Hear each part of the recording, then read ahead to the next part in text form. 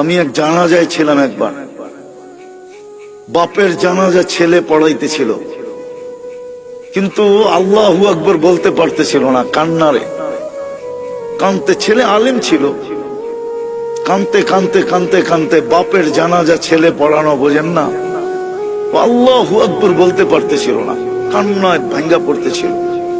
একবার বড় কষ্ট করে জোরে আল্লাহু আকবার বলে উঠছে। জানাজা শেষ, আমার মন বলতেছিল যেন বাবা মাফ হয়ে গেছে। আমি সাথীদেরকে বলতেছিলাম যে আমি জানি না, আমার মন বলে এই বাবাকে আল্লাহ শাস্তি দিবে না। ছেলে আলেম, কলিজার টুকরা নিয়ে গেছে, ঠিক না? বাপ কি কলিজার টুকরা না? মাথার তাজ না? চোখের মণি না? আজকে সমাজে নাও হইতে পারে, কিন্তু একদিন তো বাপ এটাই ছিল, ঠিক না?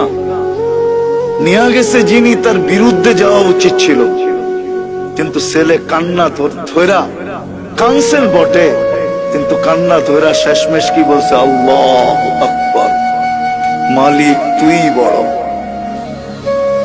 এই যে বড়ত্বের স্বীকারোক্তি দিছে, আমার মনে হয় এই স্বীকারোক্তিতেই বাপের মাফ হয়ে গেছে।